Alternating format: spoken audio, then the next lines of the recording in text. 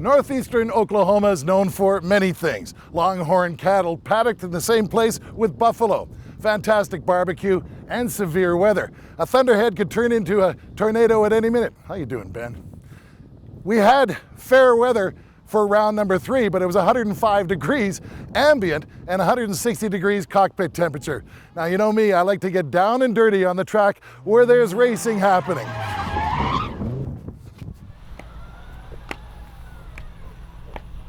This is Dodge Viper Cup.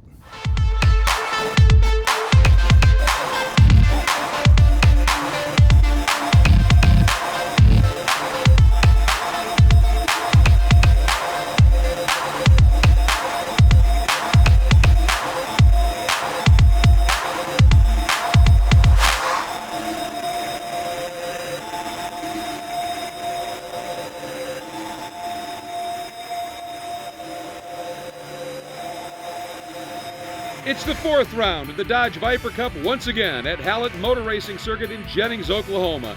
Another hot and sultry day. I'm Greg Creamer along with Tom Natchew. Qualifying unfolded earlier, but these were the conditions for qualifying. Teeming rain, and it certainly jumbled things up in the grid.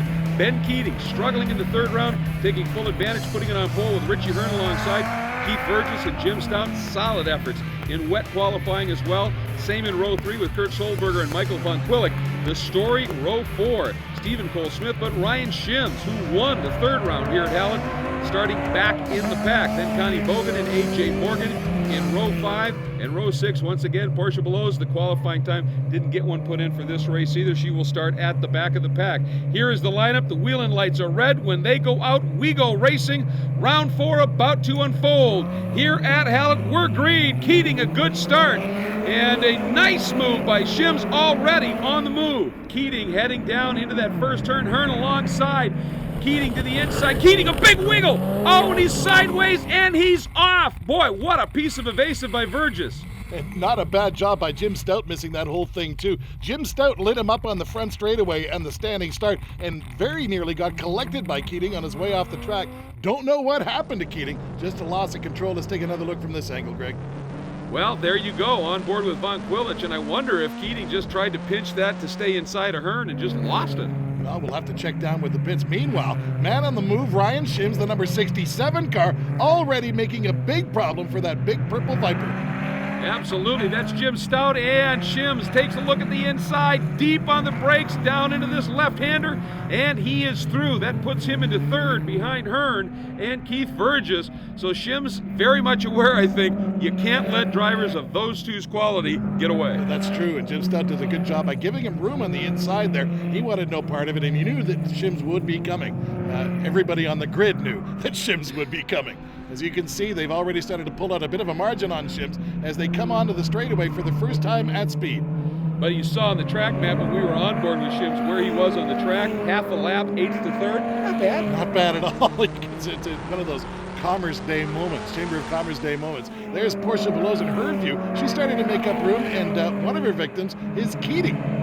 So manages to get by Keating, and Keating's going to take it right back down at the end of the front straightaway. Here's a man in a mission's going to go from 10th and try to get back in the front. On board here with A.J. Morgan coming up on the back of Mike Von Quillick, and down and underneath. Morgan had a very good race going in round 3, then had some of those overheating issues just because of the temps here. And by the way, folks, the rain cleared up.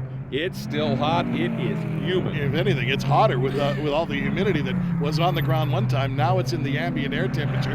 But these teams have struggled through it yesterday. As you can see, A.J. Morgan very motivated. He was another victim of qualifying. Didn't really have the right equipment or the time to get it on, so he's qualifying well back. Meanwhile, his contemporary in age, Ryan Shims, now takes another look down the inside and's got Burgess under control. He is flying. Shims absolutely determined to get to the front of this one in a hurry. Great look back. That's how close it is. And now Burgess, not exactly done, showing the nose. Down to this last turn, he's inside. They are side by side. Burgess noses ahead, comes right back, and Shims realizes I'm in a race, so Shims goes to the outside. He's guys are side by side once again down into turn number 1. Verge is not going to roll over. He'll get there first. Shims gives him room to race. And Verges doesn't slam the door on the exit and drift across. Gives him room too. These two guys, it's very aggressive racing, Tom, but it's clean. That's a lot of respect on the track. You tell these guys they had a hot dog or two together before this race because they're racing each other clean, and it is really exciting. And look at Jim Stout joins the back of this group now. Well, that little bit of cut and thrust when you're side by side like that, that's ultimately slows you down relative to somebody running by themselves. And Stout has taken full advantage. Great onboard shot here. Shims trying to work Verges. Verges, a good bit of driving by Keith Verges to not to let the young lion through, and raced him hard for 3 corners, and now is pulled out a 3-car gap. Shims giving that Viper some room to breathe, and he'll re-engage, I guarantee it. And as you pointed out, right behind you, as we go on board with Shims once again, closing up on Verges, you've got Stout and Morgan have joined this really now a 4-car battle for this second spot. And boy, the guy who's loving this is Richie Hearn, looking in his mirror, seeing these guys battle like that, and it's given him the opportunity to break free just a little bit. But Verges, boy, it's like when Shims came by, Tom, it lit the fire for Verges, and he now is not only back in second, but drawing away a little bit from Shims in third. Hearn leads it. We'll be back.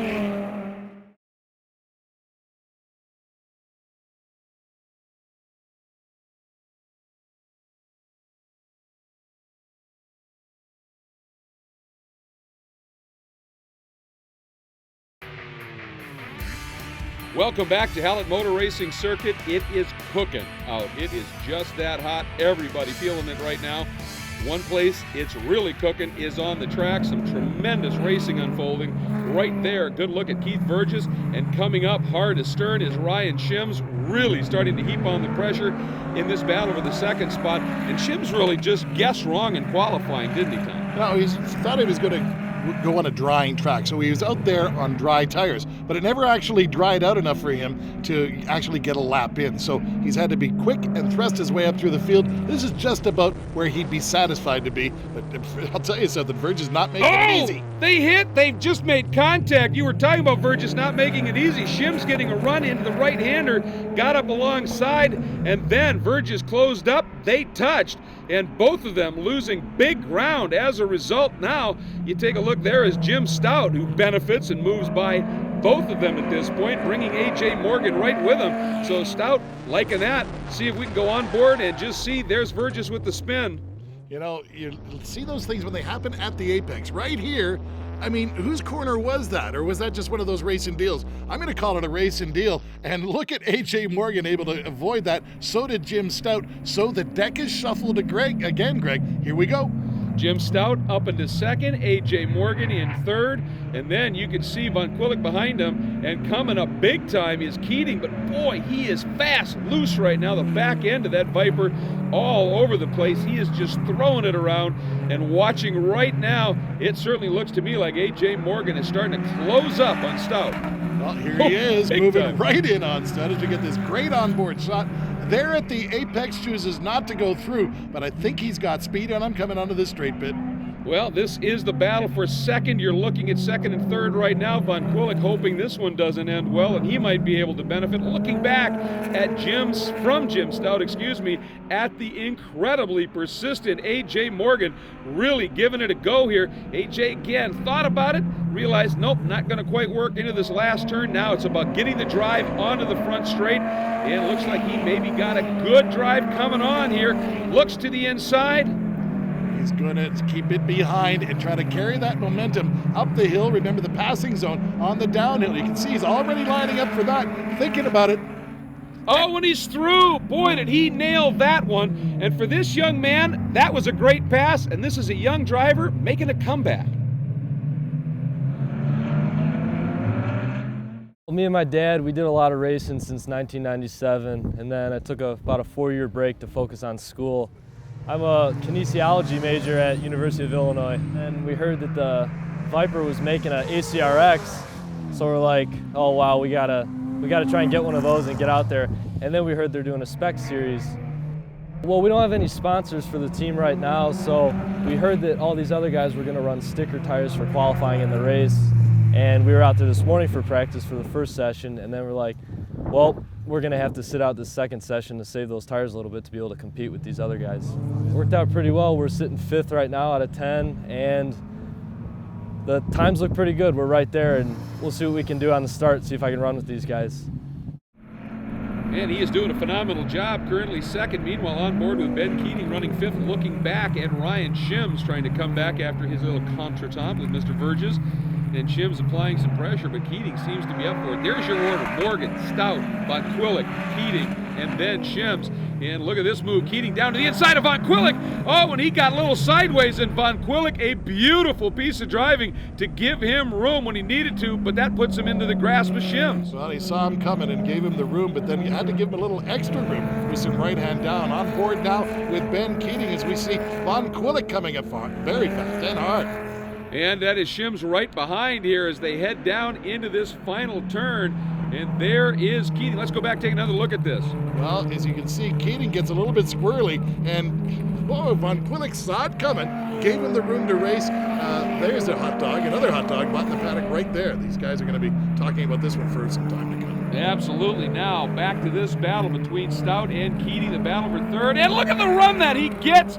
Almost got into the back of Stout last second, just was able to pull it to the inside. And now that gives him the inside for the left-hander. Boy, I'd like to think that he planned it like that, but boy, did he get a run. You were talking about the difficult problem being the intermittent ones, especially when it's putting fluid on tires of a high horsepower sports car like a Viper. Well, that's what we're getting from the pits, is there is some intermittent fluid going down on those tires. So tough break for Ben Keating. He's got no choice. He's got to drive through it. And wow, it is affecting his car dynamically in almost every axis. And again, sideways right there on the turn-in. So he is definitely feeling it, but he's dealing with it. You talked earlier about doing some ice racing in one of the earlier shows. Well, basically, he's doing that right now on hot pavement. Look at that, carrying the beautiful slides and not giving up speed. You know, he's obviously used to driving a loose car, or likes driving it, because he's driving the wheels off that thing, and inexplicably nobody behind him is getting caught up in that fluid. I guess it's touching his tires. He's dealing with it. What a job. But up front, Richie Hearn leading away, 13 laps down.